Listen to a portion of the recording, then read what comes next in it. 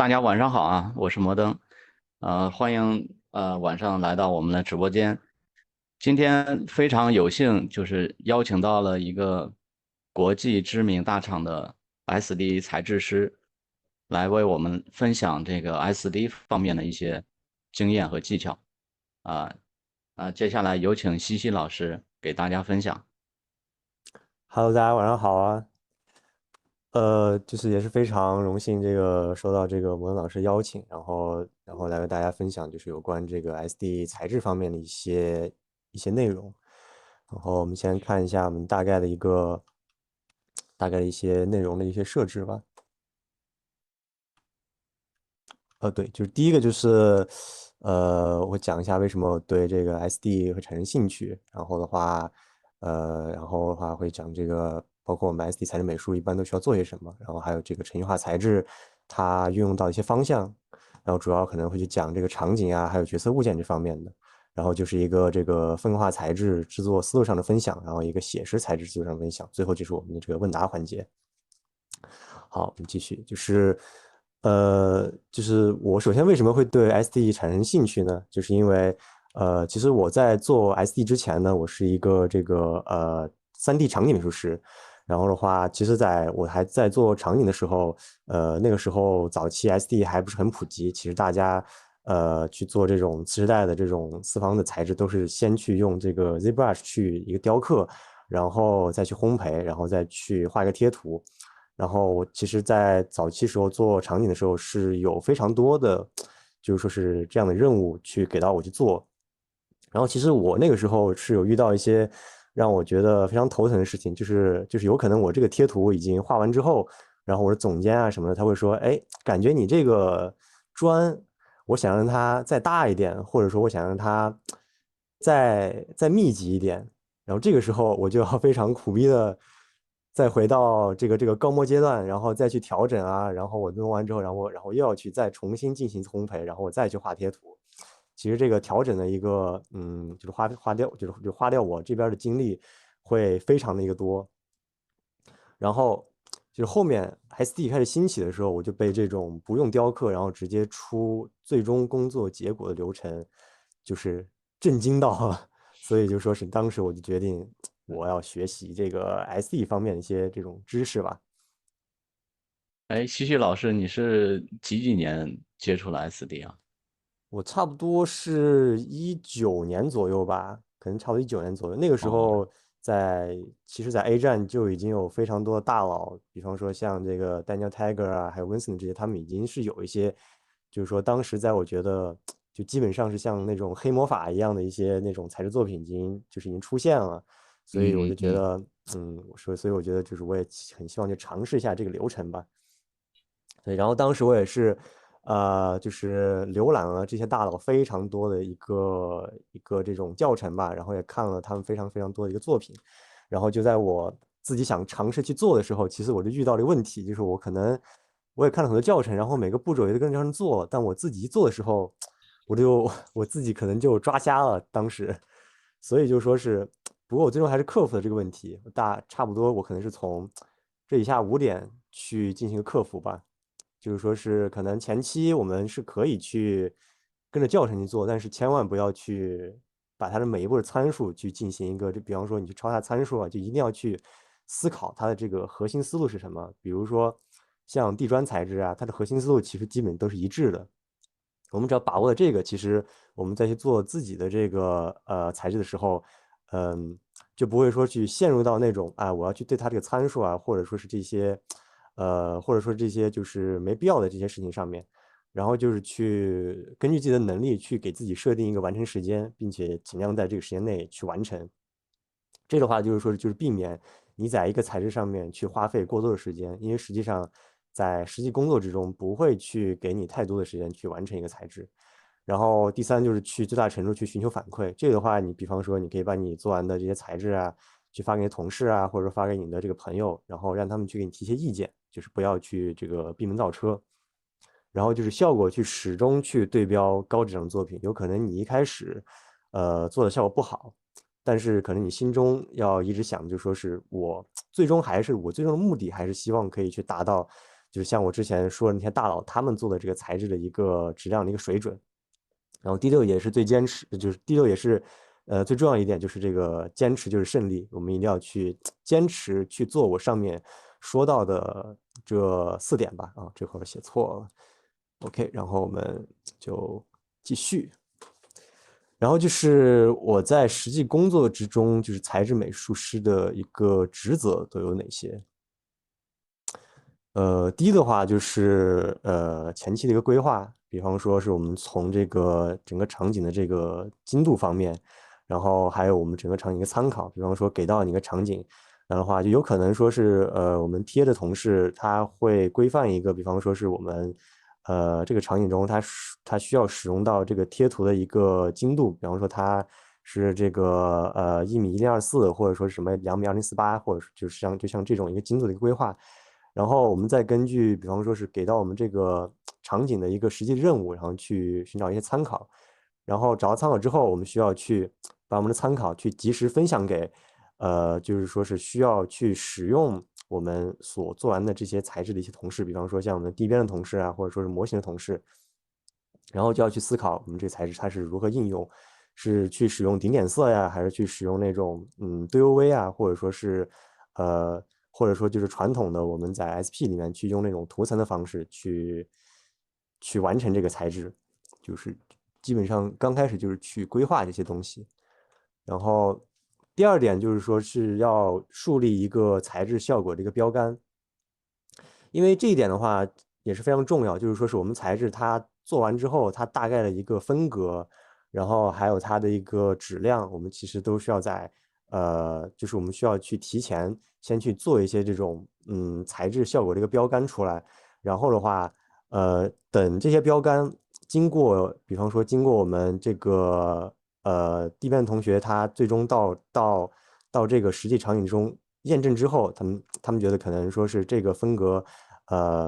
就是还是可以，然后的话就是整体的细节量就是也足够，然后这个时候我们就进入下一步，就是说是去为我们的这个项目去制作所需的这个材质的这种套件。一旦我们的标杆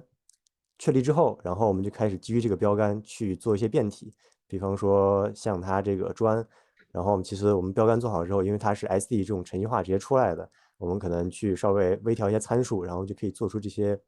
不一样的变体，然后方便去刷顶点色啊这些的。然后这就是为这个我们项目去制作这些材质的套件。然后下面就是说去管理我们的这个材质库，比方说我们需要对我们项目的材质进行一些这种分类，比方说是有些陶瓷啊，或者说混凝土啊这些东西，我们都是需要给它分别的进行一个管理。这个就是根据可能项目不同，他们的一个分类其实也会不同。哦，你们这个分的还挺细的。啊，是，因为可能材质，因为可能如果说要完成一个那种场景的话，它里面需要用到的材质就非常非常多，然后如果不管的话，就会可能是会有些乱吧这种，然后就最终就是最重要就是说确保这个材质满足项目的需要，就比方说我们做完这些材质之后，然后在这个整个环境里面去完成一个验证，然后就是说最终，然后就是最终到这个游戏发布，你的材质都是，呃，就是你材质这一部分都是不能有问题的。OK，基本上就是这5步。好，我们继续。大家如果然后，有问题的话，可以发在弹幕里啊，然后老嗯，师看到就会跟大家互动了。好，大家有问题就及时提，我这看到，呃，就会大家进行一个及时解答。然后就是一个 SD 材质的应用方向吧。这里我主要是讲2点，然后可能大家如果说是在行业之中，比较有经验的话，可能大部分接触的会是场景这部分，然后的话，可能我这边的话也会涉及到一个角色物件这部分。这个可能现在可能国内这个流程可能还少一点。比较少。对。对对。然后场景的话，主要就是几个部分，一个就是这个四方连续、顶点色，然后这个 trim，然后还有 decal 这块我就分别来讲。第一个的话就是做这种四方连续的材质，然后的话它可能主要是服务于这个第一遍的同学，然后去比方说去刷一些这种顶点色呀。它大致的一个流程就是说是我去做几个版本，比方说我做一个这种干净的一个版本，然后再做一个这种脏旧的一个版本，然后相当于这两个版本去用这种顶点色的方式去进行一个混合，就像这样。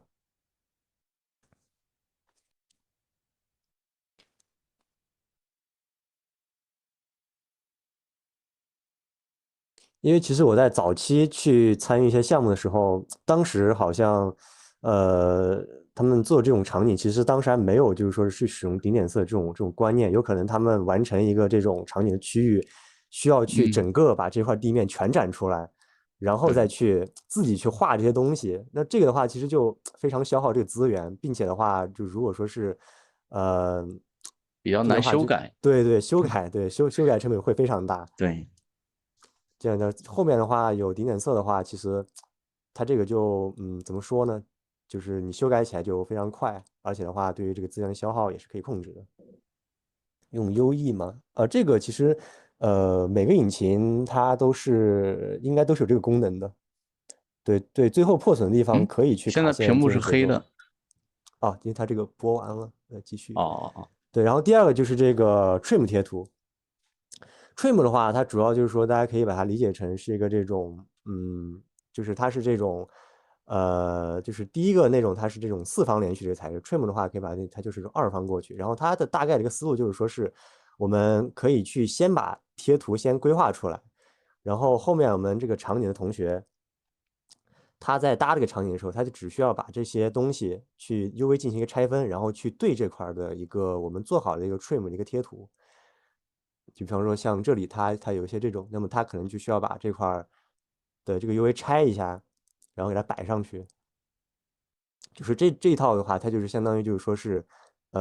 我们就是说我们可以，比方说在前期我们可以先出这个材质，然后我们后期这个模型的同学他那边修改的时候，就可以比较方便。比方说他把这个 UV 已经弄好了，然后他想，比方说这些场景想做一些变体，其实我只需要把这个材质给它替换一下就可以了。然后它这嗯整个的一个风格其实就完全就进行了改变了。然后其实它也是就是节省资源嘛，因为其实在我们做这个场景方向的话，它的这个资源的这个使用的话是这个预算是卡的非常紧的，它不可能不像角色那种，可能所有东西都可以全展出来。像场景的话，可能就是说是需要用一些这种可能对 UV 啊，然后去做一些这种 trim 贴图啊，然后去完成它这样一个效果。然后我们大家可以，哎，这个好像哦，我看一下，这个好像没有加载出来。啊，有同学问这个破损的地方会卡结构线吗？这个看看实际项目要求，有些项目要求可能会卡。然后这个话，我后面会讲抵靠的时候，也可以给大家分享一下。那么就继续哎，到抵靠这一步。嗯，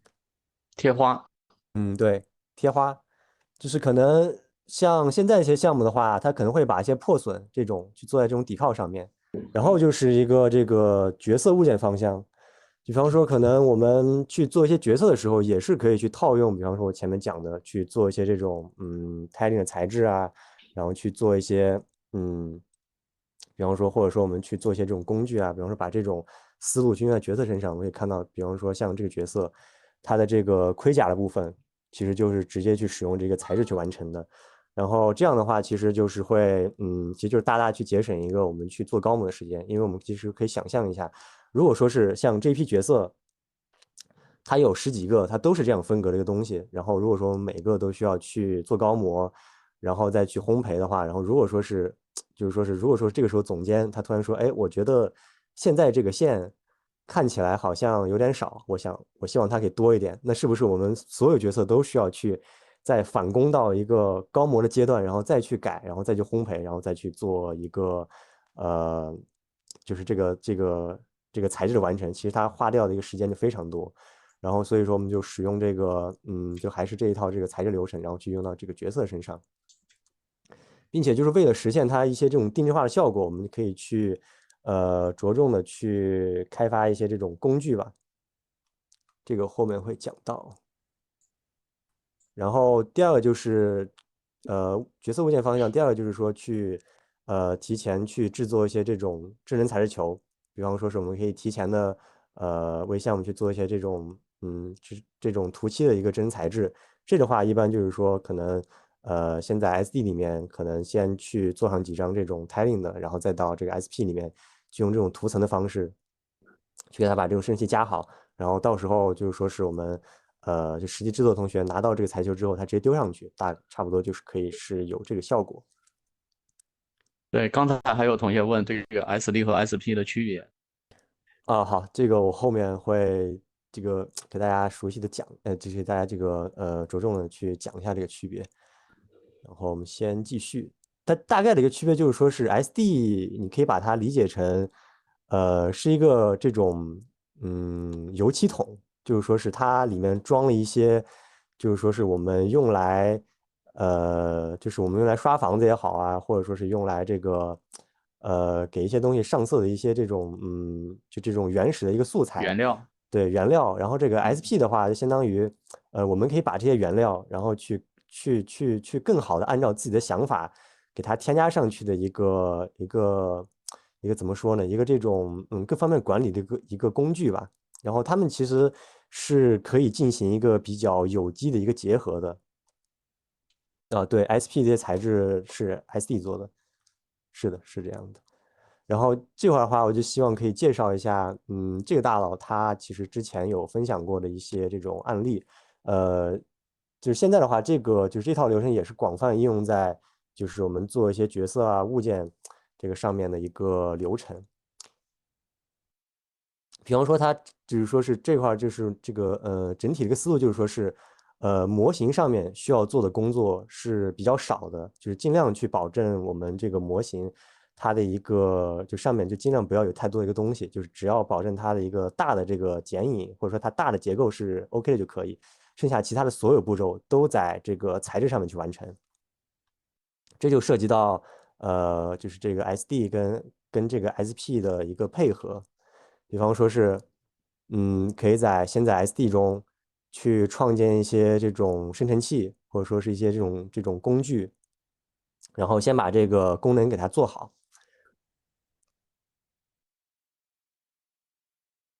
比方说这里就做了一个这种通过输入一个就是这种黑白遮罩，然后来影响它生成图案的一个小功能，然后再把它导入到这个 Substance Painter 中，然后对这个工具进行一个使用，然后再结合一些这种图层啊、锚点啊，然后就可以完成一些这种定制化的一个效果。看起来好方便啊。啊，对对对，这种话就是说，就像之前一样，就是说是我们去做一些修改啊什么的，就会非常的一个方便。这个其实就是现在去广泛应用在就是做角色呀，或者说是做角色身上物件一个这样的流程上面。哎，角色换装是不是也这样做比较好？嗯，对的，角色换装的话，其实这个算是非常成熟的一套流程了，就是嗯，去使用这一套东西。然后这个话就是说是就其实跟前面是一样的，比方说这里提前我们去做了一个这种压力图吧，这个它其实也就是一些这种就这种黑白遮罩的一个影响，然后就把这个遮罩也是相当于给它导入到这个 Substance Painter 中，然后就是最终对它这个结果进行影响，然后就是结合它这里的这下面这个锚点，它把这个锚点的数据给它传送到我们做好这个工具里面，然后的话，就比方说我这里，比方说可以去给它加一些其他的这种黑白遮罩的一个影响，然后就可以去完成一些这种定制化的一个效果。对，就像这样一样。就非常方便去做一些修改，就不需要什么东西都需要，就是都不需要什么东西都要在高模这个阶段上去做，大部分的一个精力都会在材质这个上面。OK，然后比方说像这些工具啊什么的，就是也是会，比方说可能项目有一批这个道具，它上面有很多这种绷带，然后如果说每个都要先去用高模去雕刻的话，其实就非常的不方便吧，所以说就提前我们可以做好一些对，这个工具，然后这个工具它就可以去进行一个复用，并且的话，它的这个质量都是可以有一个这种就是这种保障的。有同学说这个太强了，这个确实这一套流程在国内还是用的比较少，就目前来嗯说还是比较先进的流程。嗯，是的，是的，因为就是因为这个的话，可能国内可能还是会走高模那套，就是那套路线吧，可能会比方说是希望先出一个高模，先看一下效果，就是可能大部分的工作会在高模上去完成，然后可能像我们的话，可能大部分的工作就会放在材质这个步骤上去做，比方说有可能像就是有可能我们到 demo 这个阶段。就可能就只去完成这个倒角这一部分吧，然后剩下的可能像这些东西啊，可能都是在材质，比方说去使用一些这种图案啊，进行一个置换给它做出来。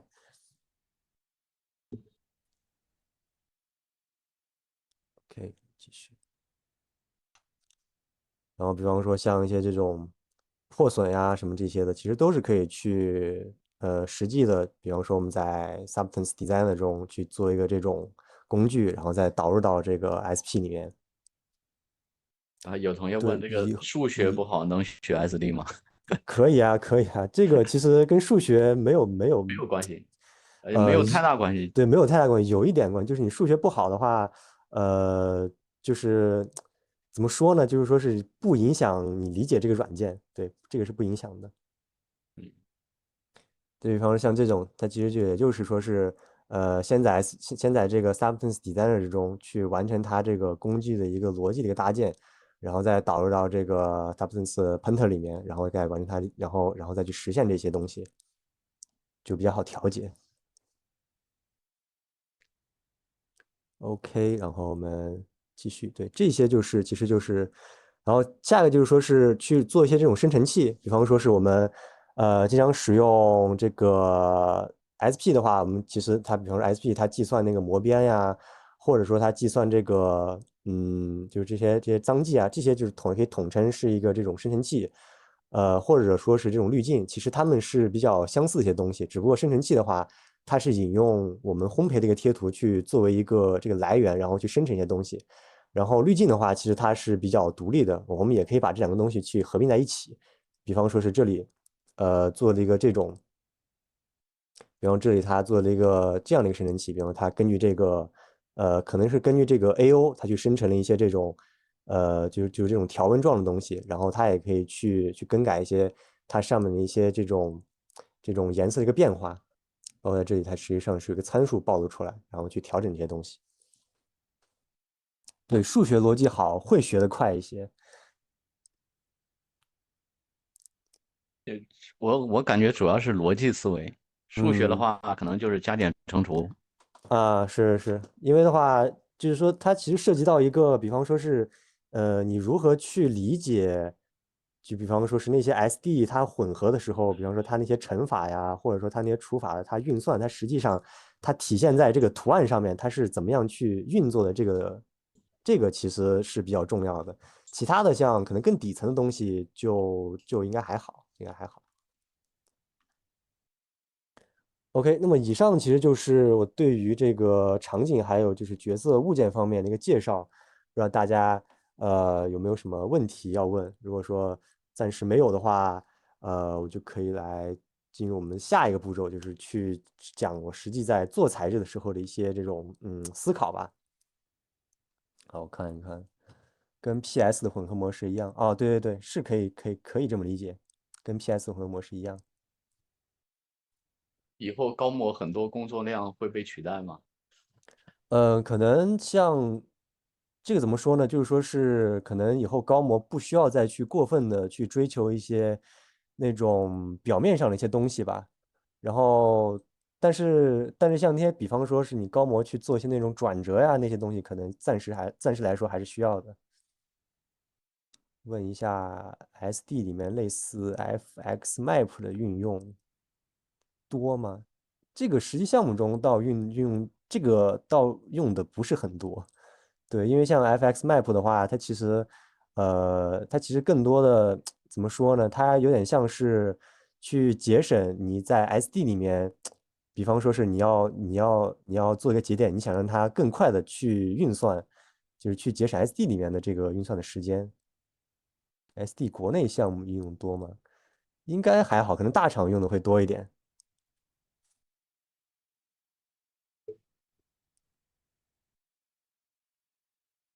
可以，我们就好找工作吗？还只是把 SD 作为自己的优势？这个我觉得都可以，这个我觉得都可以，因为可能现在有些大厂它会专门的去开这个材质这个岗位，但是的话，可能像我了解到的话，可能因为一般专职做 SD 的这些同学的话，他们大部分之前都有就是其他岗位的这个经验，比如说像我，可能我之前可能就有几年是做这种就是这种3D 场景美术，对。就是说可能它更像是一个这种比较横向的岗位，就是说可能需要你在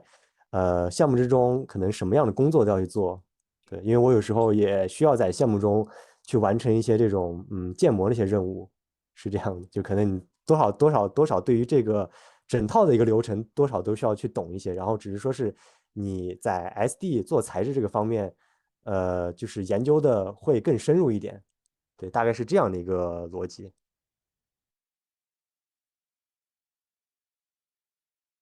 但是怎么说呢？就是说是会 SD 的话，肯定是要比不会 SD 在这个职场上的竞争要大很多，因为它可以成套的去出一些这种就是这种项目可以去直接复用的一些这种对，目前这种的东西。目前的对，需求量是越来越大的，就是有一嗯些外包公司都在跑这个 SD 流程，但是目嗯前还是比较缺这方面的人才。嗯，是 可以 SD。继续。好好，我就继续来讲出材这个思考。啊，第一个就是这个我在做风格化材质方面的一些就这种理解吧。然后其实，做这种风格化材质的话，其实它是离不开我们的一个就是一些这种对于这个基础的这个美术基础理论的一个知识的一个理解。比方说是像你对形状理解，这里的话就是说是就其实我们所有的这种东西，我们就是说是它都是可以去简化成这种，就是这种非常简单的一个形状的。然后的话，比方说是比方说是有一个叫做这个 CSI 理论，就是说是简单的东西，它在这种分化的东西上面，它可以被简单的去理解成，你把这个东西尽量的去进行概括，那么它其实看起来它就会更漂亮一点。比方说是你可以把这个形状给它简单的概括成这种，比方说它就是通过一个这种 S 线条，然后一个这种直线，然后一个这种就通过这种简单的东西去进行一个概括。然后，比方说像这里这个愤怒小鸟，愤怒的小鸟。我们其实可以看到，它整个的这个形状的构成其实都非常的简单，它就是通过一些这种，呃，就是我们可以大家看它，基本上就是一些这种非常简单的一个几何形去给它进行一个构成的。所以就说是，就是说回到我们去做材质的话，就是说是我们可以理解成，在做这个无论是风格化材质还是这个写实材质，其实它这个你做这个图案的本质，它其实刚开始都是一个这种最简单的一个几何形，你可以去这样去理解。然后基本上就是说，把你的形状设计的简单到，就是幼儿园的小朋友也可以用剪刀剪出来。就比方说，像这个人物，它上面这些阴影的这个剪影，你在做风格化概括的时候，你需要把这个人物，比方说他这里阴影的剪影，你需要去给它进行一个这种，就是进行一个这种概括吧。然后在我们的 SD 里面，其实我们可以把它看作成你前期，比方说你去把它这个整体的这个形状这个轮廓先做出来，然后你可以在它这些比方说你可以然后你可以再添加一些这种变化，比方说它里面有这种方一点的啊，有些这种圆一点的呀，就是可能最后你做出来的这个东西非常的复杂，但是它前面的这些逻辑其实都是互通的，就是先从一个最简单的一个形状开始，然后就是说慢慢的就是这个一步一步的，然后去完成它这个材质。就是这里可能就会涉及到一些，呃，嗯，就是怎么说呢？可能我是觉得，无论是做地边也好，还是做一些其他的这种美术工作也好，就说这个概括能力是非常重要的。包括我们做材质，就是刚开始你拿到一个很复杂的材质时候，就是先去概括它上面的一个形状。然后第二点就是，颜色吧。颜色的话，其实这里要讲内容还是挺多的。我们可能需要去理解一些，比方说是，嗯，比方说是它这个临近色，或者说是它的这个类似色，或者它这个对比色呀，还有它这个互补色的一个关系。比方说像这个临近色，它可能在色环上面，它可能这几个颜色可能就像这样，它是比较相近的几个颜色，可能它在这色环上面的一个角度是一个15度一个这样子的样子。对，基本上就可以按照你这个色环的一个角度来去区分它这个，这个区分它这个配色，因为你这个角度拉的越大，它的这个对比关系其实就会越强。也就是颜色上面，然后就是明暗关系，这里我们基本可以理解成我们，就无论是你画画也好，还是去做分化材的也好，就首先你需要给你的材质，去定义你材质这个亮部还有这个暗部，它基本上是怎么分的。比如说，这里的话可能会讲的深入一点，比方说你的这个亮部的一个平均色，然后还有它这个，比方说它这个灰调啊，然后它这个高光，它的整个的这个亮度这个取值，它实际上就是说是你亮部的一个任何的明度是不能比你的暗部低的，然后你暗部的任何明度是不能比你的亮部高的，因为如果说是你的这个明暗的这个部分没有做好的话，其实你后面的整个的一个呃，就是你整个这个画面的一个合理性其实是会乱掉的。然后就是说，我们也需要去理解一个，就是如果说你颜色不同，其实它的明度也是不同的。这个话就是涉及到你后面去做材质的时候，你去加颜色的时候，它的颜色会不会变得脏呀？或者说你，就是说，或者说你想稀化颜色的时候，你不知道要去加什么颜色，那么实际上你就可以去理解成，你加的这个颜色是影响到了这个材质它的一个明暗关系的。因为实际上你颜色不同，你的这个明暗，比方说像这里，呃，它根据它这个，比方说这个红色，它因为它的饱和度，它逐渐的加强，实际上它的这个明度也是逐渐变深的，大概就是这样的一个逻辑。然后其实我们也可以去通过一些方式去验证它，但是不要去使用这个 HUE 来降低饱和度去检查明度，因为这样是不准确的。因为算法是平均了它这个色彩一个它的一个真实的一个明度的。然后我们可以去通过在这个图像模式里面直接把这个模式改成这个灰度，然后去判断我加的这个颜色它实际的一个明度是怎么样的。对，就是说我们可能需要去前期去了解一些，就是这个颜色方面它的一个基础知识。然后比方说是，比方说像这种画，就是说这个是应该是萨金特他完成的作品。实际上他的话，他就对于这种明度的一个把控，呃，就基本上是非常精准的。就是说，就基本上是我们这个颜色上面，就是只要你颜色最后画出来去色之后，它的明度是正确的，那么我们这个颜色实际上它就是好看的。然后就有些时候，可能我们做的材质，尤其是分光化材质上面，它为什么会显得脏，就是因为有些时候我们的颜色它出现在了不该出现的地方，然后可能这个颜色它改变了我们的这个画面的一个明度的关系，所以说它就会显得比较脏一点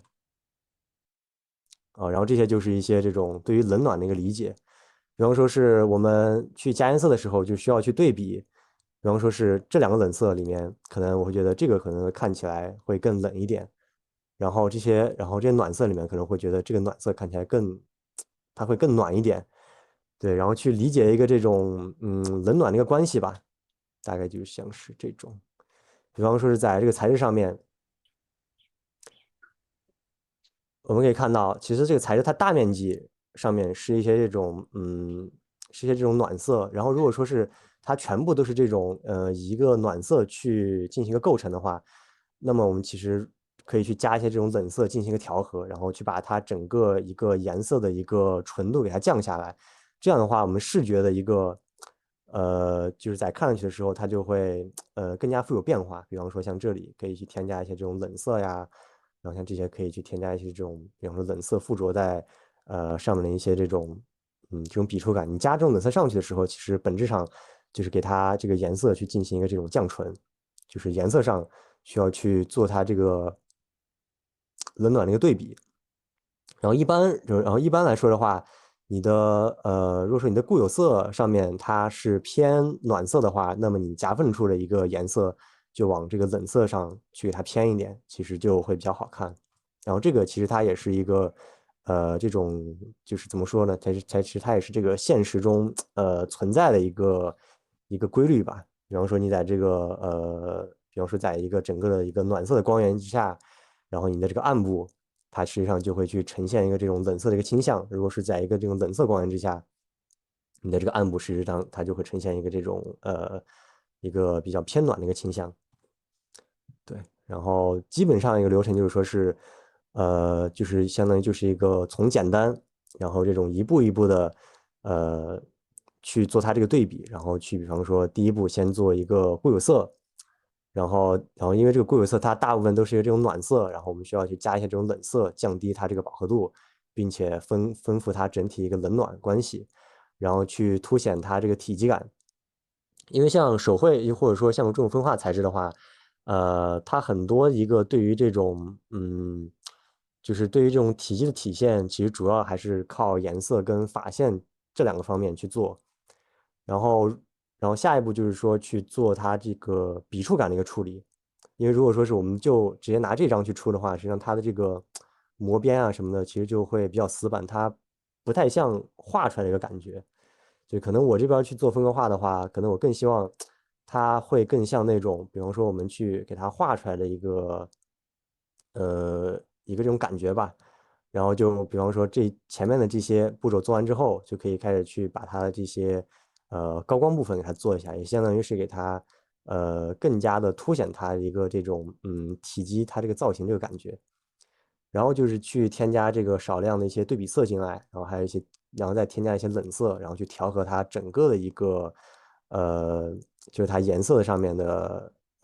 一些这种倾向吧。比方说像这种夹缝处啊，还有说像它这里其实加这种灰色，也就相当于就说是在这种暖色里面去加冷色，就说做这种一个冷暖的，还有它的一个明暗的一个对比。对，基本上流程我们其实可以去看，之前好像就是《渡神记》项目其实有发布一篇，就是说是，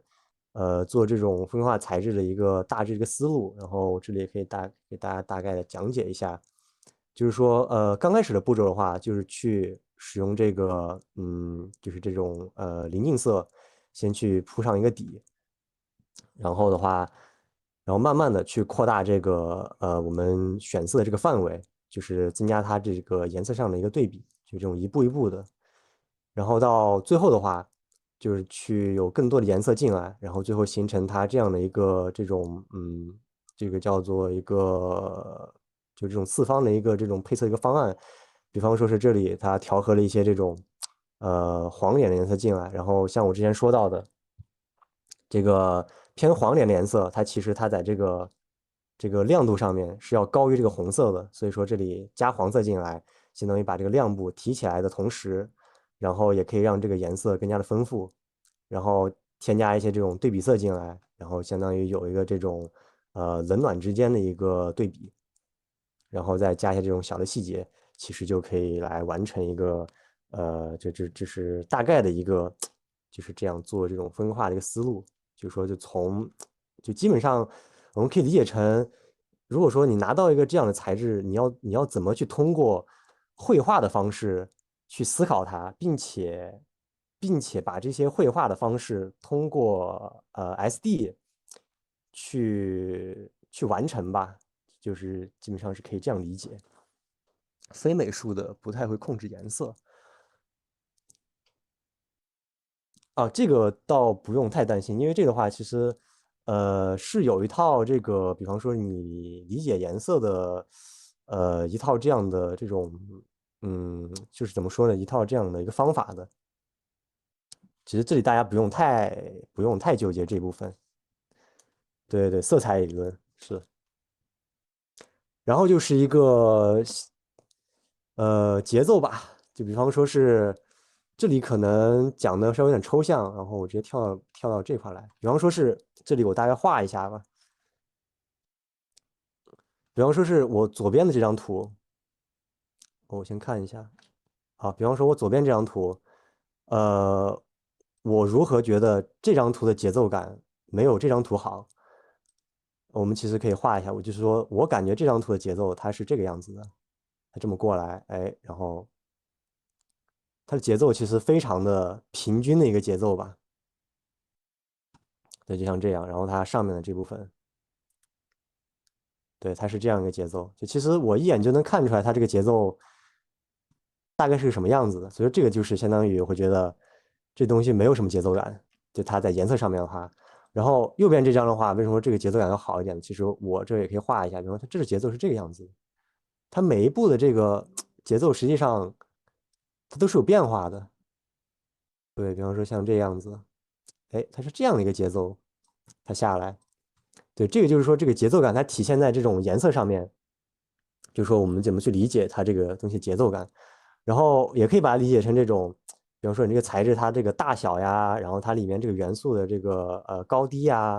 然后它的明暗啊，然后它的这个颜色强弱呀，或者它这个虚，或者说它这个虚实，比方说这里实一点，这里虚一点，然后冷暖呀、疏密啊这些其实都可以去构成我们这个颜色上的一个节奏感。对，这个大家其实实际去做一下的话，可能要更好去理解。然后如果说是有一些同学他有这个美术方面的基础的话，或者说是画过手绘啊，或者说是自己画过画的话，应该就能比较直观的去理解到我说的一个这样的一个节奏感的一个嗯呃就是一个这样的一个感受吧，就是大概就可以把它归纳成就是说是这样的一些这种对比啊。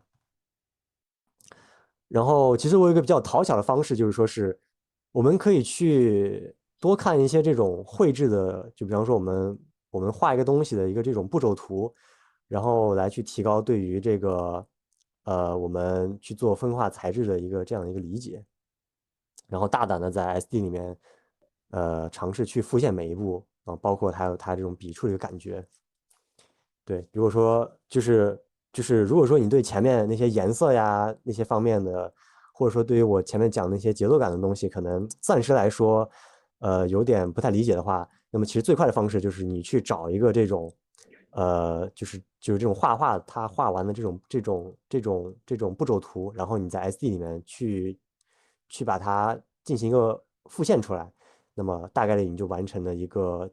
就是大概率你可以完成一个还不错的一个这种风格化的材质一个感觉。对，基本上像分化材质，它的一个重点就是这四个方面，一个就是形状，然后色彩啊，然后还有它这个手绘的一个笔触感，然后还有就是一个这种节奏感的一个体现。对，在做分化材质的话，其实这个美术的基础还是比较重要的，因为如果说你没有美术基础的话，可能就是说如果说你没办法理解这个明暗关系的话，就有可能你做出来材质的这个颜色就会非常的灰，或者说是非常的脏旧吧，可以。对，然后这个就是我自己在做一些材质的时候，一些这种步骤图吧，基本上就是去运用到了我前面所去讲到的一些这种思路吧。对，去注重我们材质的一个节奏感，然后还有它的一个冷暖的关系，然后包括我这里可能添加了这种小的这种破碎的细节，因为我希望它也可以有一个这种大小这种对比，然后包括它这种疏密的一个对比。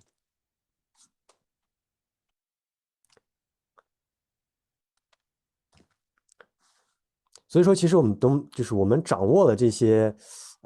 核心的这种思路之后，其实我们去做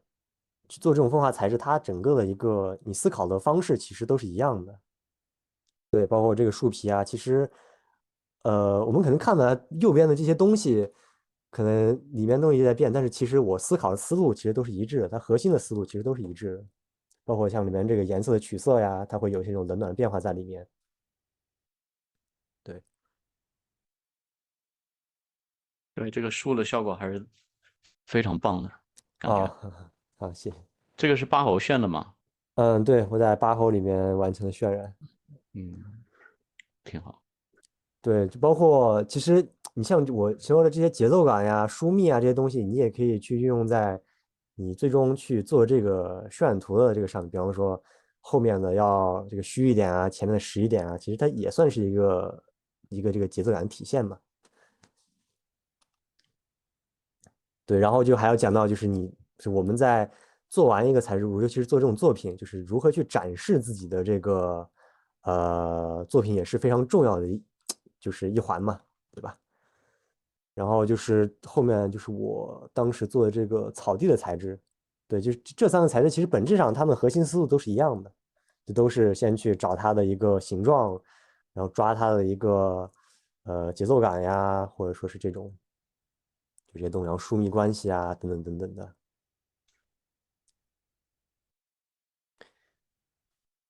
对，就是在 SD 里面去还原这种画画的一个这种思路吧。对，当时这个草地我就是当时就是去找了一个，对，当时找了一个就是类似他们这种就是完成这种绘制的一个这种步骤图，然后我一步一步在 SD 里面去还原出来它们每一个步骤，然后最后的话其实就能出来一个这种比较偏手绘的一个效果。有同学问这个写实材质也需要注重节奏感吗？啊，是的，是的，这个其实美术的基础这个原理是互通的，相通的，对，是对，相通的。就其实我比较建议大家可以先从分格化材质入手，然后通过做分格化材质，然后去理解这些美术基础之后，然后我们再去做写实材质的时候，呃，就是怎么说呢？可能你不单单的是能把这个写实材质还原的很好，你甚至可以去加一些自己的这个主观的理解在上面，然后就给它做的就是超越写实的一种就是更好看吧，可以对，然后因为是 SD 制作的，所以说是我们也可以通过一些参数去修改它，就是它既保留了这种手绘的一个感觉，然后它既保留，然后它也保留了这个程序化好调整的一个这种优势。比方说，我就可以很快的出一个这个草地铺满的版本，然后再出一个这种呃就这个花瓣多一点这种版本，然后再出一个这个泥巴地露出来多一点版本，然后再在引擎里面去完成一个混合，就相当于很快的就可以把这一套东西直接做完。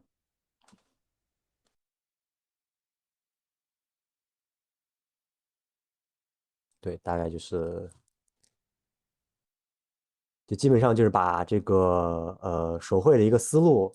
还有这个程序化的一个生成方式进行一个有机的一个结合，哎，方那个便做你这个材质混。高度图是不是做了一定的柔化呀？嗯，对，这个话我其实是在这个法线上面去做一些手段。高度图的话，其实它的高度图不是就是不是特别突出，对，不是感觉，对，不是特，就嗯，大部分的一个效果都是一个法线，还有一个这个颜色，它们两个互相去影响。对，对，OK，然后我们风格化材质这部分其实就已经要收尾了，看大家有没有什么问题哈？这种在软件里面好难控制，方便做混合吗？啊，方便的，因为的话，其实，你在做完第一版的时候，然后你去做一些变体的话，其实它的这个无论是它的高度信息啊，还是它这个颜色，它都是可以直接对上的。风化材质 AO 贴图是调的很低，还是直接不要？这个看项目。然后我建议是调的低一点，因为实际上你在你的颜色上面是已经添加了这个光影信息进去的。法线的风格化要注意什么？法线的话，其实我建议也可以去做一些那种笔刷化的一个处理，就是说不要让它的法线就是看起来就是怎么说呢，就是不要让法生硬吗？线对，就是不要让避法线看免生硬。起来对对，避免生硬，是这样。有录播吗？应该是有录播吧，应该是有录播。OK，有的啊，嗯有录过的。嗯，好，我们就继续，不要看起来不自然的感觉。嗯，是。然后就进入到我们最后一个环节，就是讲我们这个写实材质这一部分。就其实，在我们前面，如果说是我们通过这个做分化材质，然后掌握一些就是对于这种节奏感呀，或者说对于这种颜色上面的一个呃，就这种理解的话，其实我们去做写实材质的时候，也可以去相当于我们可以在有一些参考基础上，也是可以去对它进行一些这种更加主观的这种处理吧。写实材质的话，当然因为要写实嘛，就肯定我们需要去，我建议去找一些这种参考哈，比方说是我们可以在这个 Pinterest 上面啊，或者说这个 Texture.com 啊，我们可以找一些这种不同写实材质一些这种灵感。然后这里的话，我一个推荐，我一个朋友哈，他自己也是做这个材质美术师的，然后他自己也建立了一个这种可能专供于材质美术去找参考的一个网站。然后的话，基本上我们可以在这个网站上面去找到一些这种，要做这种写实材质的一些非常高精度的参考，基本上都可以达到一个8K 这样的精度，就是专门为这个材质美术打造哈。大家也可以去啊，是是，对对，啊，都是他很熟吗？啊，是是，应该是认识哈哦，啊，对他应该在这个上面是有，对，我们大家可以关注一下他哈。对，然后我后面可能也会跟他一块儿出去，周末一起拍点素材传到这个网站上面，就拍一些这哦，是种可能，你们自己弄的是吧？这个。对，这个主要是他弄的，哦，可能我后面买了相机之后，可能会跟他一起去拍一些挺好的。参考吧，然后就相当于我们自己建立一些这种，就是一个这种素材的一个库吧。啊，可以可以。对，然后的话就是第一步就是去做一个材质的简报，比方说我们拿到一个，比方说我们已经确定了要做一个这样的一个花砖的一个材质，我们首先可以大概去描述一下这个材质是个什么样子的，然后比方说我们要做它风格是写实，然后大概是个地砖，然后它要遵循一个这个 PBR 的一个就是一个原理，然后它需要去程序化的，然后3米大概尺寸是3米乘3米，因为的话在这种写实风格的项目中，你就是说是我们做完材质这个比例，实际上都是要跟这个现实生活中都是要可以去对应得上的，然后可能大概规划的时间就是一个2天左右，然后就是一个这个参考的一个收集，我们就可以通过刚才我讲到的那些网站去找一些这种参考。然后第二步就是我们进入一个实际的制作，就是去关注它这个材质的一个整体的一个形态，然后还有它上面的一些这种一个这种它一个核心的一些这种颜色吧。然后还有就是说它是怎么样去在这种现实的这种生活中，它的这个旧化，它是一个什么样的一个逻辑？我们先把这些东西现在它搞清楚之后，然后就可以进入下一步，就可以去做这种材质上的一些这种脏迹啊，或者说污垢呀。对，2天是制作这个地砖材质的一个周期，但是却主要发现等贴图没做。哦，这个我主要是讲一下思路。实际上，我们制作的话，就是还是正常的。我们可能先去做一个这种效果，那些贴图的话，其实都是都是有的。对，我只是说讲一下这个我们做这种写实材质大概一个思路，就是我们每一步大概都要做什么，然后就开始去做脏迹，然后或者说是一些这种或者说是一些这种使用痕迹吧。然后就是因为我们其实可以看到，这里它有这个泥浆的部分，然后也有这个砖的部分，然后就要去关注一下这两个材质之间它的这个过渡是怎么做的。比方说这里的泥浆，它可能会有一些这种可能它在铺这个砖的时候，可能它会有一些这个泥浆，就是说它溢出了，然后它有一些这种，然后它有一些这种小的这种泥点子，然后就是说附着到这个上面，比方说像这块儿，对，我们就可以关注一下这个材质的一个就这两个不同材质之间它们一个过渡是怎么去做的。然后最后就是去做它的这个粗糙度，我们可以去找一些呃就是在这种偏平行视角的一个这种参考图，去大概参考一下它，去大概参考一下这种光线，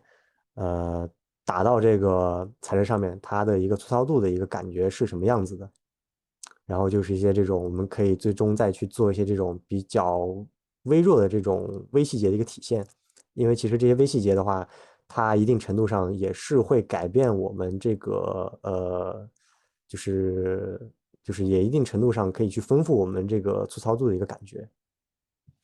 法线图在 SD 是直接用灰度转法线就可以啊，是的，是的，是可以这样做。然后最后就是一个艺术化的处理，比方说是我们可以去根据自己的这个主观判断，我们可以去放大或者说夸张化某些特征。当然，这个话可能主要还是看项目的一个要求。如果说是项目它不希望出现一些那种非常有特征的东西的话，那么这一步我们可以忽略掉。就是说，如果说是给了比较大的空间的话，我们其实可以想象，比方说像这里。可能我会觉得，如果说全是这种非常，就是说如果全是这种非常硬的灰色，砖的话，嗯，对，然后我可能会希望去加一些这种稍微软一点的砖，或者说稍微圆润一点的砖，去破一下它这种就是这种非常生硬的一个感觉。对，这个就是我们最终的一个艺术化的一个处理。或者说你可以让你的材质，更加的，就是烂的更多一点，就让它这个破损的，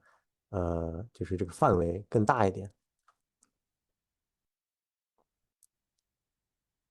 然后，对，基本上就是这些，基本上我们就可以通过这些步骤，然后去考虑我们去做这种写实材质的时候，就是需要去把握的一些点吧。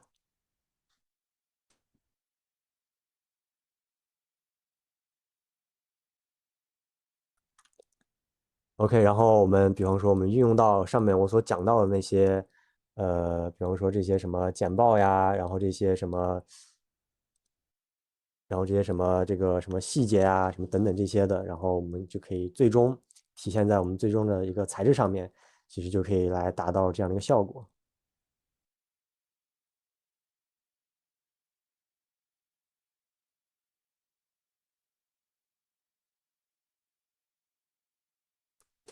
OK，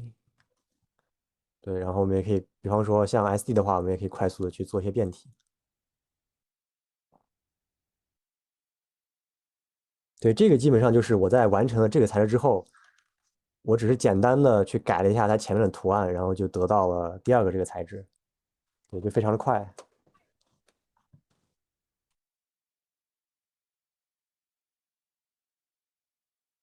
哎，这个贴图你是做多大的贴图啊？输出的呃，话，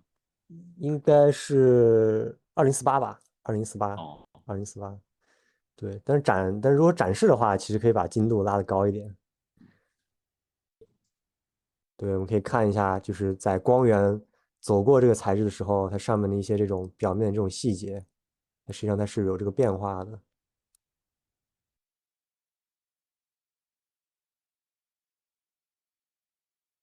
好强！弹幕说好强，真好，好看。好，好，好，好。对，其实大家就是说是，如果说是我们就是基本上我们做材质的时候对，去我觉得关注这些这个东西的话，就是一个其实也是可以干货。做出来，对对对，也是可以做出来，就是跟我这个比较类似一个效果的。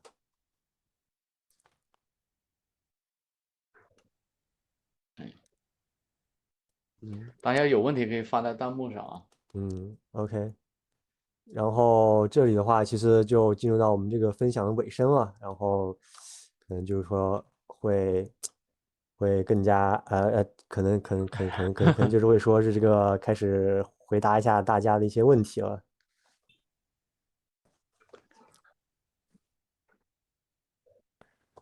然后我们进入我们的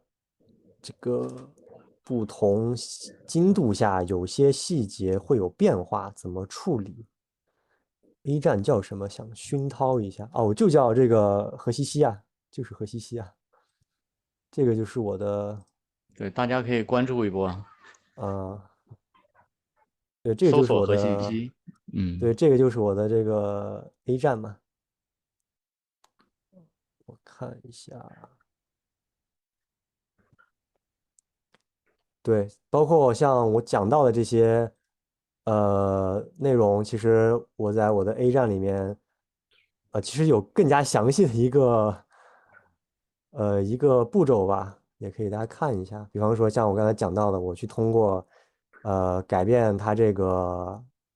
就是怎么说呢，就改变它这个前面一个图案，然后我这个材质其实也是可以有一个这种一个程序化的一个变化的，也包括我去找的一些参考呀什么的，就都在这个里面。对，大家也可以就是说是，多逛 A 站嘛，多逛 A 站。然后的话，其实，我也会在我的 A 站里面去分享，就是非常多的一些这种我做材质的一些这种步骤呀、流程呀。刚刚的流程图吗？啊，OK，就是那个文字的是吧？就这个嘛。对，你们可以截下图，你们可以截下图。这个应该也会有，后面也会有录播。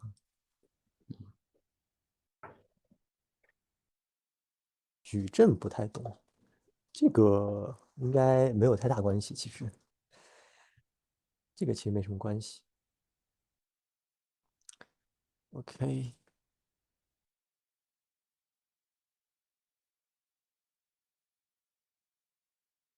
材质师和灯光是哪个行业需求大一些？我感觉材质师要大一些。哈哈，对，材质，因为它使用的量比较多，角色场嗯景都需要。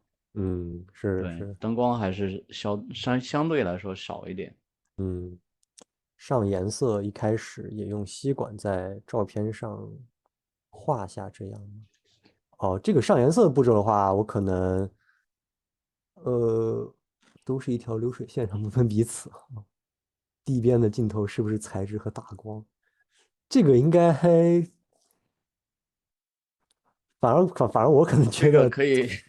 反而我觉回头让董飞老得，师回答一下。对，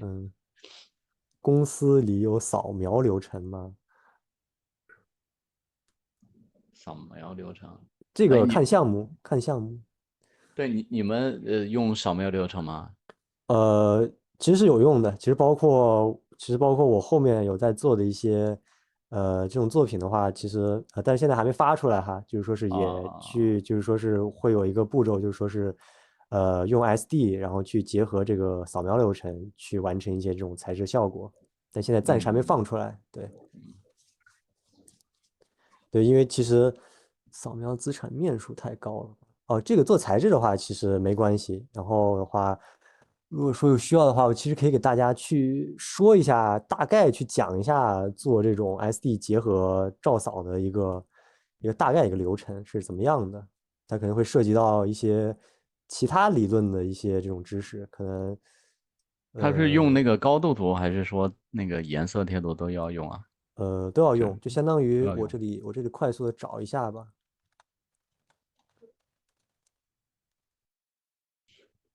，Lecture。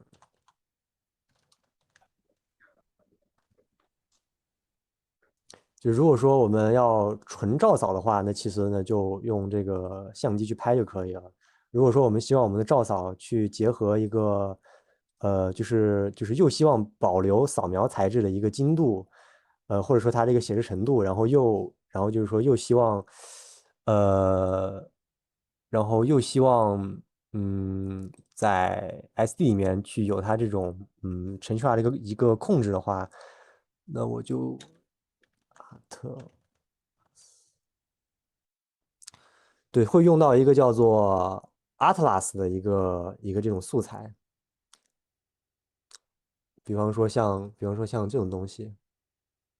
对，它其实也是一个这种贴图嘛，就是一个这种贴图。然后我们把这种 Atlas 给它输入到我们的这个 SD 里面，然后 SD 里面其实是有专门处理这种 Atlas 的一套这种工具节点的。然后可以比方说我们要做一些这种比方说我们有一个这种水面上的材质，然后它上面可能有些荷叶。如果说我不想在 SD 里面去一点一点的把它做出来的话，我可以快速的去使用一个这种照草的资源，然后就拿这个照草的资源，它组成了一个这种叫做 Atlas 的一个排布方式，然后在 SD 里面去给它完成一个这样散布，就相当于可以提升一些这种制作一个效率，并且的话，它这个精度也是可以保证的。而且也可以去修改它在这个材质里面到底是多是少，然后它的一个尺寸啊这些的都是可以进行修改的。感觉很高级。啊。这个其实对，就可能我在这里说的话会有点抽象，可能如果说后面有机会的话，可以给大家分享一下，如何去使用这种照扫的这种 Atlas，然后再结合 SD 去做材质这样一个步骤。有同学问怎么看未来 AI 材质的影响？AI 材质的话，我觉得，就其实我们做美术嘛，其实本质上还是一个，就是对于这种审美上面的一些东西吧。AI 的话，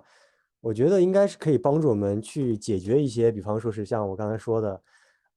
比方说是做一些这种。就是比方说，我可以 AI 来生成一些这种基础的素材，但是呢，实际你的材质在去制作的时候，你是需要去跟就是不同的工种啊，然后去跟不同岗位的工种同学去进行一个配合的，就是有可能他们提的一些需求，或者说他们想要的一些东西，我去就是说是我再去通过 AI，然后去一点一点比方说去接近它那个效果的时候，就其实 AI 它的这个可控性不是太强。对，就太随甚至机了。对太随机，甚至说基本上是不可控的。然后，但是有些时候我们是需要一些比较定制的东西的，可能就是说是可能说是就是说可能我就是说可能是我跟我的这个团队里面成员，他们其实就说是我们其实已经想好了这个东西是什么了，然后的话它大概的一个精度是什么样子，然后它大概是需要去怎么使用的。这个其实我们就已经想好，然后说我如果说是要用 AI 去生成的话，其实我有那个功夫，我可能已经在 SD 里面已经做完了，对，所以就对说是其实，呃，对，程序化材质比 AI 要更方便一点，因对，为的话，AI 它可能，说白了，它可能甚至就是怎么说呢，它可能只会出一个可能比较好看，但是如果说是我想基于它这个东西再去做一些变体的话，那么这个的话就非常的不可控了，就基本上说是，我就很难说是去对它的这种高度呀，或者说对它的发线啊，或者说对它上面这些颜色啊去做一些这种控制，基本上就是很难去控制这些东西。所以说我们，就还是一个辅助，对，还是一个辅助，对很难说，SD 的是，如果嗯建立那个材质库的话，其实它的效率比 AI 要快。是的，是对，的，主有同学问 要是。SD 在项目中的位置是什么？SD 项目这种位置应该是属于一个，怎么说？可能就是在前期或者说是后期都比较重要吧。因为有些项目如果是再严的话，可能你需要在前期去规划一些这种，就是这种材质方案啊，或者说跟概念的同学啊，或者说跟主美啊一起去定一些，就是这个美术这个方向呀。如果说在后期的话，可能就是需要去提供一些这种工具啊，然后去帮助项目去完成一个这种就是这种批量生产吧。就是说其实是一个比较横向的一个岗位，对，就是在前期啊，或者说是呃，对，就无论是在项目的哪一个阶段，其实 SD 材质或者说是材质这个步骤，它都是怎么说呢？对，它可能都是一直存在的，是。SD 技巧方法属于 TA 吗？会多少会有一点，如果说是涉及到如果说是涉及到要写材去质，做工具的话，对，对，是要提供工具的，因为就像我前面讲到的，做角色方面的一些相关东西，就是说你就说是需要提供一些帮助角色团队去完成一些那种定制化效果的一些东西，是需要去提供工具的。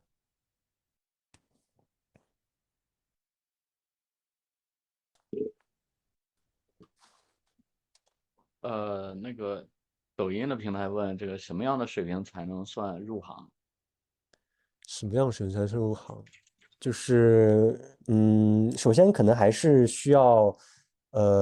就有一个比较重要一点，就是就是说，首先需要对，呃，整个，或者就是说是对于整个的这个，完整的生产流程，就首先是需要有一个这个经验的，因为说像材质美术的话，其实是需要大量的去跟地编呀，还有跟模型同学去配合的，就包括。然后就要，然后的话就需要去了解一些，比方说是，就是甚至说是，呃，就是我说简单一点吧，就是说是首先你需要有这个模型的经验，然后的话可能需要有一个，嗯，然后就需要对于整个的一个，整个的流程需要有一个了解。对，因为的话会涉及到很多这种 UV 啊，然后就是说这种，因为怎么说，如果说你只是做一个材质球的话，其实这个并没有什么意义，就是主要还是要看你这个材质球的一个这个应用吧。对，如果说你不明白这个什么是 UV，然后什么是这个项目这个精度的话，实际上会有点难，对，其实上是会有一点难。然后的话就是就是说如果说有这方面理解的话，其实就是需要去准备一些比较，就是说可能一些比较好的作品，然后这些作品的话，就是说是尽量去规避一些这种市面上可能就是已经被做过非常多的一个比方说有些时候比方说像那个 Daniel 的他的一些教程上面的一些那种，就是一些这种教程上面的东西，就是需要去更加体现自己对于材质的一些这种理解一些作品，然后的话基本上应该就可以去入行了。对。但其实我现在不太清楚国内是不是会有专门，就是说可能不需要去了解，3D 啊这些基础知识，然后直接去做 SD 的这种岗位。对，这个可能我暂时不是很，但是从我工作的这个角度来看的话，就是可能前期对于3D 基础知识的一个理解还是很重要的。对，对，他就也算，因为要和其他部门去配合嘛。嗯，对，对。所以说是一个比较综合的一个岗位，对于材质美术师刷来做，SD 能做哪些工具呢？这个我在这里我看一下，SD 做的工具其实它大部分就是应用在这个 Substance Painter 里面，就比方说是我们，就比方说我前面讲到的这个角色相关的这些东西，就两个方面吧，就是第一个是 SD，它可以去做一些这种批处理的工具，比方说是我们在做这种在这种滤镜吧，就如果说我们的项目的这个整体的风格，比方说就像这种一样，其实就是一些这种我们画贴图的时候的一些工具，然后我们可能直接做好一个工具之后丢上去，然后随便调一下，它智就可以完成，能材质，对，智能材质，它就可以完成一个这嗯，样的效果。然后就是像前面讲的一些这种，我们去节省一些这种在高模上花费一些这种时间的一些这种工具，就是把大部分的一个精力都放在材质的一个制作上面。对，就像是这样的一些工具。学 SD 有未来吗？很有未来啊，这个，对，这个是很有未来，我觉得。因为现在我是觉得很多大厂的话，它越来越注重一个这种怎么说呢？就一个这种比较工业化的一个这种流程吧。其对，实 SD 在这种工业化流程里面是一个非重要的一常，环。对，是非常重要的一环，因为你要去帮助项目去做一些这种可以批量化生产的一些东西，特效贴图和贴花也能拿 SD 做。嗯，对的，是可以的，可以的。对对对，特效也用那个，比如说一些那个地上的一些裂痕呐、之类的。嗯，对对，对，这个其实烟雾啊跟做我们底也会用。靠什么的是比较相近的。对，我这里看一下我之前那个视频能不能放出来，感觉好像有点问题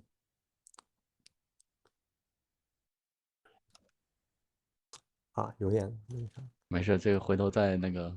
到时候再共享吧。嗯，行。对，像贴花的话，其实就像这个倒角，其实就是拿一个这种贴花去制作的吧。然后像包括这些东西，我这里我找一下。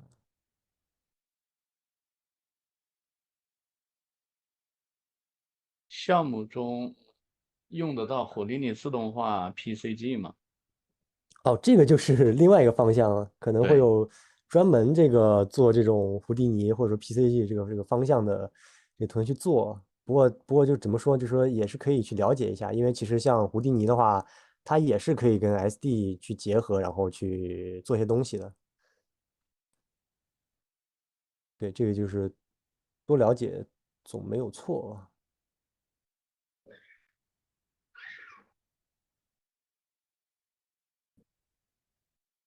因为这个 SD 程序化生成还是能提升很多效率，就是开发的效率嗯，会提升，然后你的对对。项目的周期会缩短。嗯，对，一个是效率很重要，第二个就是说是，就是对于项目整体的这个最终风格的一个统一上来说的话，也是起到了一个比较重要的作用。因为的话，如果说是像那种比较大规模的项目的话，如果说是每一个这种资产物件都需要单独的人去画贴图的话，那其实做出来的东西它的一个整体的一个美术的一个方向，或者说是它上面的一个精度是很难去统一的。就对是说，所以说我们先去把这个材质先定好，然后的话，我们后面去做东西的时候，就只需要去，用我们规定好的这些材质去做。那么我们最后做出来的东西，它的这个风格呀，或者说精度啊什么的，它都是可以保持一个高度统一的，在这个场景之中。对，模型的工作量就很小了，对 UV 就行了，是吧？啊，是的，是的，这基本上的话，呃可能在现在的这个工业化管线比较成熟的一个项目之中，模型是不需要去做贴图相关的工作的。对，就是所有贴图相关的都会去由材质美术师去完成，然后模型只需要去把贴图，只需要把做好的材质球丢上去，然后把这些底靠贴上去就可以了。对，有同学问，不同精度下有些细节会有变化，怎么处理？不同精度下，有些细节会有变化。这个不同精度下，一些细节会有变化。是指在 SD 里面去切它那个精度的时候，它里面东西是会变是吗？这个问题我也没太明白，是对，因为一般情问的是况下的什么意思？话，同一个他是说材质，游戏里边不同精度吗？游戏里边应该精度要保持统一啊。嗯，是同一个材质条件分别。哦，这个话我可以大概讲一下，我开一下我的 SD。就是我们在输出，比方说我们输出贴图的时候，比方说我这个贴图，如果说我要输出一个真人彩球的话，需要在这里这个 output size 这里给它改成 absolute，然后把它的精度直接给它锁定到2048。这样的话，无论我是输出材质还是去输出一个贴图的时候，它这个精度是不会有任何变化的。对，只有把这块这个 output size 给它锁定一下就嗯，可以了。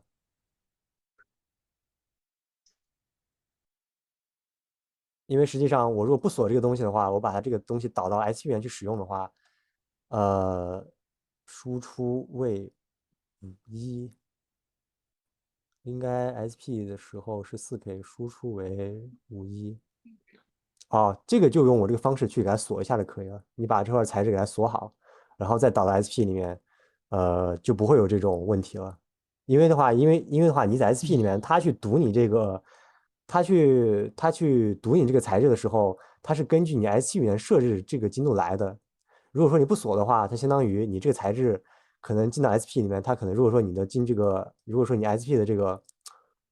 精度设置的是 1K 的话，它的材质它在底层算的时候，它也会按照这个 1K 的去给它算。如果说你把这个东西锁住的话，它一直就是按照你锁的这个精度去算的。对对对，对齐精度是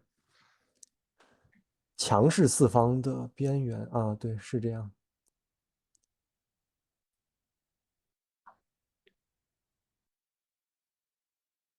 OK，那个《刺客信条：影》这个品质的材质一般做多久啊？可能这个感觉稍微有点敏感就是啊。有点笼笼统是吧？对，这个有点，这个对稍微有点，但是，嗯我预计的话，可能会在 benchmark 这个阶段会花点时间。然后的话，一旦 benchmark 确立下来之后，一个材质可能也就做一两天左右吧，一两天，因为你要，因为你挺快。对，因为你前期主要是前期要确立一个这个 benchmark，就是你需要去确立你的这个材质的一个标杆，先把这个东西先确定下来。然后后面去做的话，实际上就是去做一些变体嘛，就是你在这个做这个标杆的这个步骤下，其实你已经把一些这种逻辑啊，其实已经写好了，然后你只需要去改一些参数，就可以出后面一整套的东西。对，可能做标杆的话，可能要花点时间。这个的话就根据项目不同，这个不确定，因为的话是根据它这个项目的这个步骤去一点一点堆起来的。可能刚开始做的这个效果，可能跟最终呈现的效果就完全不一样了。对，这那个个上面时间不确定，是抖音有同学问，为什么现在很多公司不要新人？可以聊一下吗？这个的话，我觉得可能这怎么说呢？不要新人，新人还是会要的吧？我觉得应该还是会要的吧。可能只是说是像一些大厂的话，可能对于新人的要求会比较高。因为嗯，的话，大厂现在我会觉得，可能不会太去注重培养了，他更希望，你这个人一来就可以，能直接上手。对，能直接上手。可能对，像一些外包公司啊，可能会有一些这种新人培养，因为外包公司的话，这个流动性比较大。对，跟了好几个复杂的 SD 材质，感觉还是没思路。对，这个我在刚开始学的时候，其实也有一个这个就是相同的一个困扰嘛。然后就像我前面说的，就是说是我们只要去，就像我说的这样，我们找到它这个核心的思路，你去学的时候，你可以去跟着教程去做，但千万不要去抄它的参数，因为你会陷入到，就是你会陷入到这些参数里面去，你会陷到这些什么数字啊，它一是多少，二是多少，不要这样哈，就是可能你跟个教程之后，你去大概想一下它这个教程的核心思路是什么，比方说你做一个地砖，它的核心思路其实都是一样的。就是说我们千万不要去陷入到这个 SD 的这个教程里面，它的这个参数里面，一定要去判断它的核心素是什么。就是其实我也看过很多教程，可能很多教程的话，它会讲很多，比方说它里面去连节点啊，或者说怎么样，然后它去再调那个参数啊，就它可能会把它每一步都会讲的比较细，但是它可能没有去大概去概括一下它这个整体的思路是什么。所以说这也是我觉得可能当前可能很多这个SD 教程上面可能还有待这个发挥的点吧，就可能可以先讲一下，可能就像比方说像我后面讲这些一样，我可能会先讲一下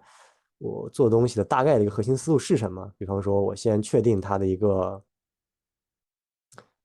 这种形态吧，然后后面再去一点一点加它的这个脏记什么的，就这种东西它就是一个比较核心的一些思路。SD 教程一大堆，没耐心，看不下去。是的，越做思路越乱。对，这个很正常。我觉得其实很多人都有，可能都有这种，一个过程吧，一个过程吧。所以这个得有人带嘛。你没有对，人带的话，你就是就像无头苍蝇一样，就是到处去嗯，找一些可能不太适合的一些教程，那你肯定对，越看越感觉看不下去。嗯。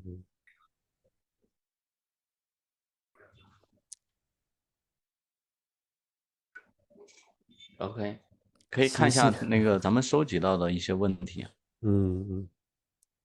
有推荐的吗？哦，这块儿我就很推荐这个咱们摩登的这个课程哈，对，大家可以期待一下，可能未来啊会有这方面的一个工作中 SD、SP 的占比多少？这个还是看项目。如果说是比较，如果说是SD 的话，可能更多会运用在偏场景类的工作上面。然后如果说是你的，就是说是如果说你的工作内容里面是有角色或者说是物件的话，可能 SD 跟 SP 的一个占比会是这个5-5开吧。因为可能你要在 SD 里面去做一些这种材质，然后你再在 SP 里面去进行一个运用。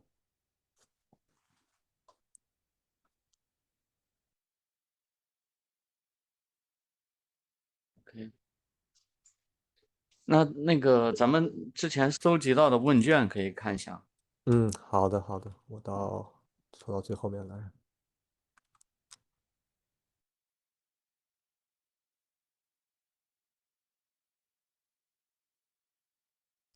然后就是一个就是最后的一个问卷。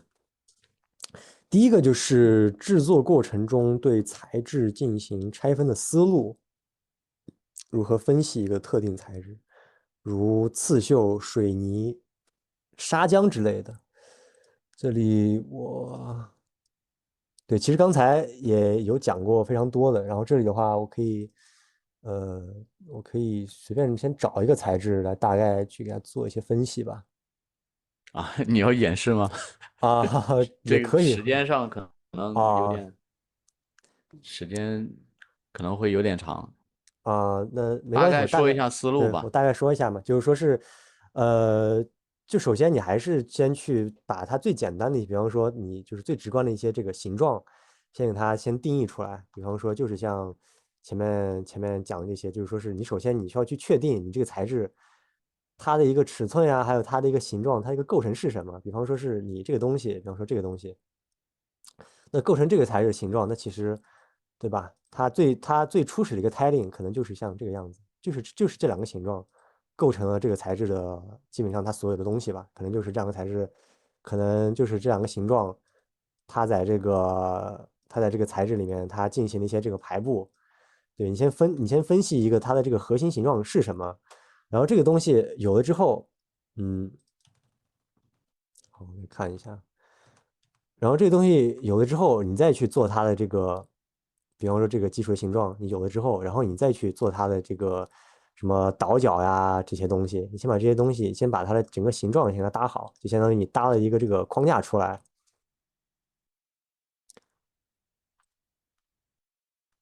我再去对，其实无论你做风格化材质还是做这个写实材质，它的整体思路都是一样的，就是先找它最简单的一个形状，然后把这个形状进行一个散布，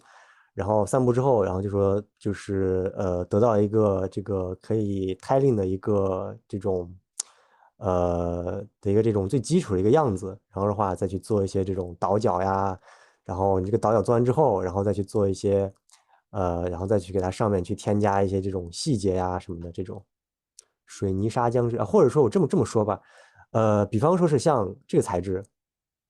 或者说像这个材质，你可以先把它理解成它是两个材质，它就是由一个水泥材质跟一个这种砖的材质构成的一个材质。你先去从，就是你先从现实角度去考虑这个东西，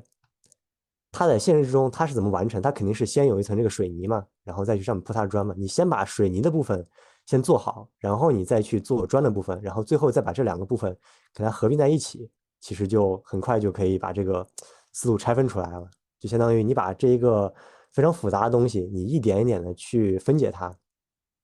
就像是这样一个步骤，就是应该是有解答到嗯各位的问题吧。对，就是一点的去拆，就是去把这个东西给它拆开来看。然后它的脏迹你也可以把它看成它就是一个单独的层，然后它的这个就这个倾斜也可以给它看作成它是一个它的一个状态，比方说它有一个倾斜的状态，然后我们再把这个倾斜的状态跟它这个原本不倾斜的状态给它做一个混合，其实就可以。就是你就去想象你是在 SD 里面去完成这个材质中它不同的一些这种状态吧。35岁以上还值得学习吗？这个跟年龄没关系。对这个的话，其实你想就是说是学习嘛，其实你任何时候开始都不晚，就现在开始就是最好。面对元素密集的材质，如何最大程度处理高度穿插的问题？嗯，这个话我觉得就还是像我刚才说的一样，就是我们，比方说是我找一个比他可能较好的。说的是，比如说那种草啊，就是相互穿插这种草地、草嗯地的那种叶子啊，它会穿插，这个怎么解决？这个有嗯。好解决办法吗？这个可能像草地的话，我找一找哈。可能像草地的话，这个还不太，我可能我找一个像这种石头，就是这种，比方说是像这种碎石，它堆在一起，然后怎么解决的一个例子吧。因为草地的话，可能我是觉得用模就是太型去体现，随机了，是吧？其实对，可能用模型体现会要好一点。对对。因为草地可能会比较碎一点，可能大部对，分时候我们会考虑用模型去做。我这里找一个参考吧，就是比方说像那种非常多的碎石，然后它堆在一起，然后希望可以看到它其实是这种一层一层堆上来的这种感觉，我们需要去怎么分析它，大概的一个这种思路。碎石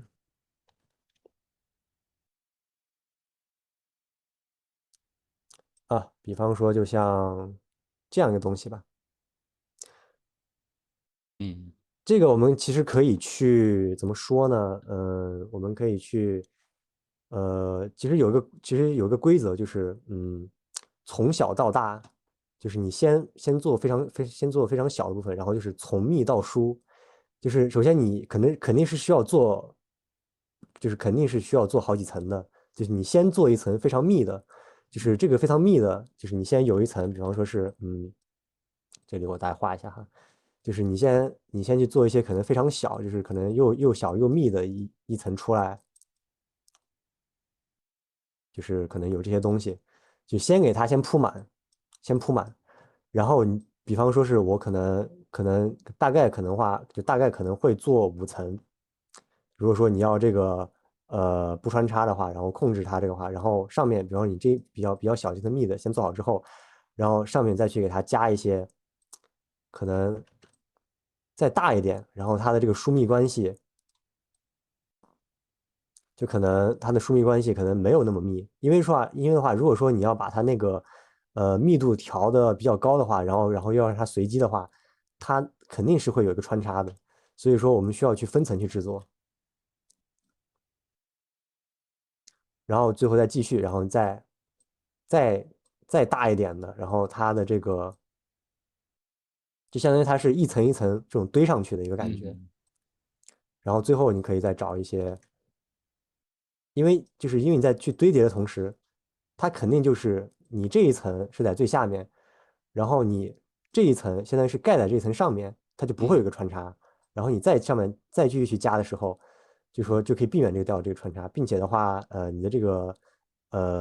就是说它最后出来的效果也是这种，就像这种一样一个密不透风的感觉。我们可以去，比方说下面这层就是一个比较密的，然后上面我随机的去添加一些这种稍微大一点的，然后我再在这一层上面再去加一层，就是往那这上面去盖，就是一层层去给它盖出来，相当于总是一层压着一层的。比如说大概就是这样一个逻辑。OK，想问问大佬如何规划去学习 SD，有没有给到扪心的一个制作建议啊？对，这个就是我最开始讲到的这个，对，就是这些。我们可以前期跟着这样去做，但不要超参数，一定要找到一个核心的思路，然后啊，就是根据自己的能力去给自己设定一个完成时间。这个话就是说是，嗯，就是也不要在一个材质上面花费太久的时间，因为如果说你在一个材质上面，做的太久的话，你其实是会，陷入到一些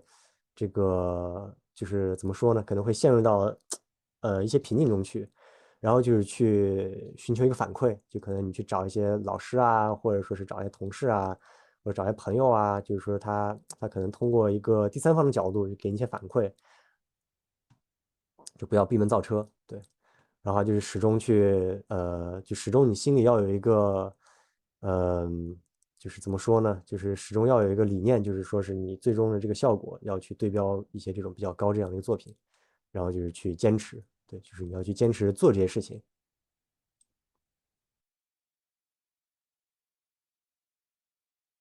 然后就是这个 AI 材质，对，这个应该已经回答过了。怎么嗯保证场景中不同材质的风格的一致性？对，这个就是我们就先去确定它的这个标杆嘛，你先把标杆先做出来，然后通过这个标杆，然后去验证，就比方说验证它这些颜色，在这个场景中它搭配的到底协调不协调，然后你把这个验证这一步走完之后，你就可以开始去给它做一些这种变体啊，对，这个就是基本上。就是你需要在前期就是去完成一些这种规划，包括你这个材质，就是可能有一些比较细致一点的项目，就是有可能说是，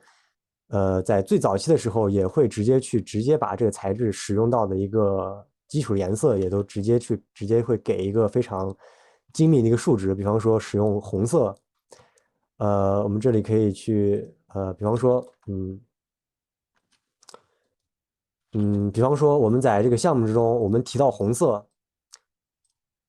因为工种的不同，我们对于这个红色的理解就也不同。这三个颜色我们都可以称之为红色。那么其实我们也可以早期的时候就直接定一个我们项目中想要的红色是什么样子，可能我就定一个。那么项目中它就使用一个参数是这样的一个红色，就是这样的话，我在说到啊我要使用一个红色的时候，我就直接把这个红色找出来，然后把这个参数给它填进去。那么这样的话，就是可以在最大程度上去减少这个你这个项目之中这个风格不统一的一个问题。就是你在前期的时候，你就把一些风格呀，或者说是色调呀，或者说它的一些这种精度啊，给它定好。然后再去做，就不要说是做到后面，然后再反过来去想，哎呀，感觉好像这个色调有点乱呀，然后这个时候就会花掉非常多的时间去调整。当然的话，这个就是难免都会有调整嘛，只是说是我们越前期去规划好一些东西，是到后期调整的这个幅度就会越小。OK，那应该就算是回答完了这些问题了，看看大家还有没有其他的问对，题。这个看一下弹幕还有没有问题啊？然后咱们嗯这个时间也差不多1个小时40分钟了，再回嗯答两三个问题吧。盖的时候用 Max 混合吗？对，这个可能会涉及到这个实际的这个操作了，可能时间上有点来不及了。我后面可能会就如果说大家这个需求比较多的话，可能就是说给他出一个大概的一个讲解，给他讲一下，就是这种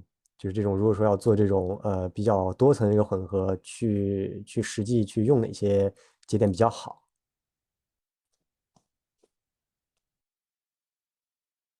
色轮工具，这个暂时还没有，对，这暂时没有。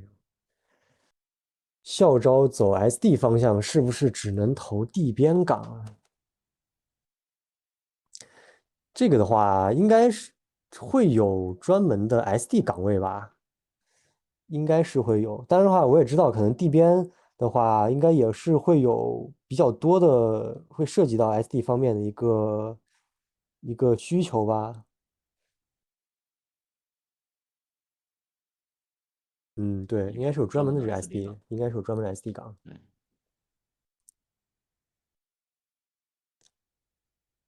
行，那时间差不多了啊，非常感嗯谢那个西西老师的这个精彩分享。然后同学们这个对材质感兴趣的话，也可以 A 站搜一下这个西西和嗯西西，然后关注一波嗯啊。